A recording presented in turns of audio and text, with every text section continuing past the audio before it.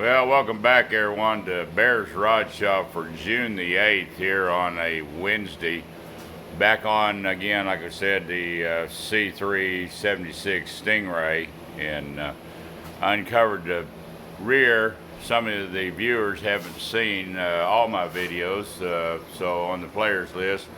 But I want to comment one more time. Every time I uncover those taillights that Alan made the buckets for on a 3D printer, and use the Peterbilt. These are actually from a Peterbilt supplier for their trailers, not their trucks. But just turned out killer. In front, I won't open up the buckets, but those are all LEDs. Let's see what we've been up to here this week. We showed us making the brake lines, and here is the right rear. Doing this on purpose because if I put the rotor on and the caliper, then you won't see that we went back in and detailed everything.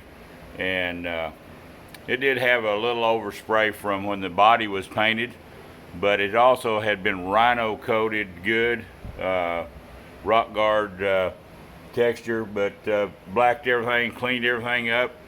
This one we will assemble off cam. Whoops, sorry, the camera just took a flip here. Let's go on over here to the front left, front right, and we have assembled.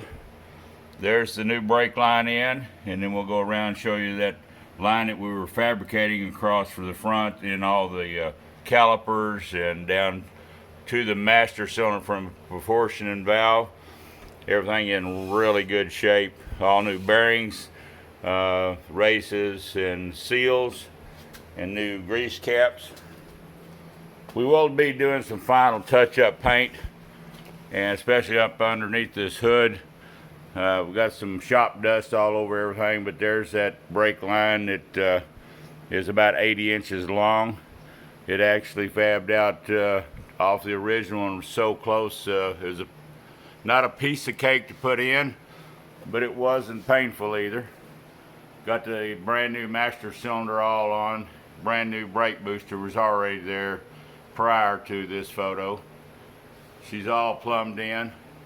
Let's see if we can move this side cover back. New lines going from the proportion valve. You can barely see the proportion valve down there if I get my fingers out of the way. All tied in nice. And let's pull the cover back, and we've got the left front all done, all nice and blacked out again. Got another boot to make here to close in over the A-arm.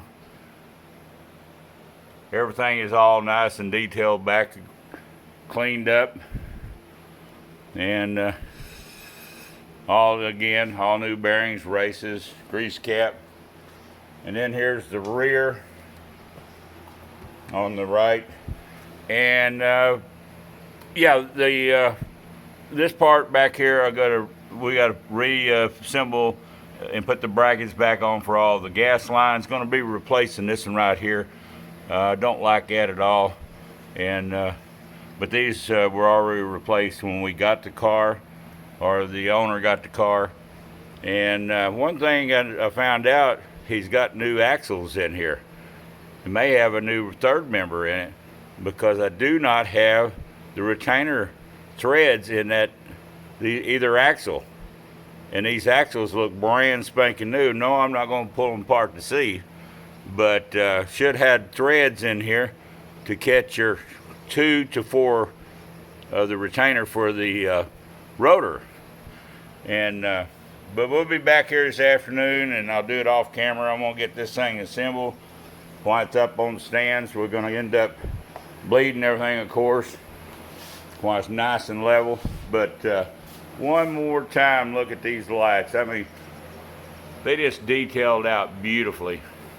And Alan did a great job. Hats off to him. He's a wonderful young man and very talented. But that 3D printer, I would love to learn how to use one and buy one, but I'm getting too old for this.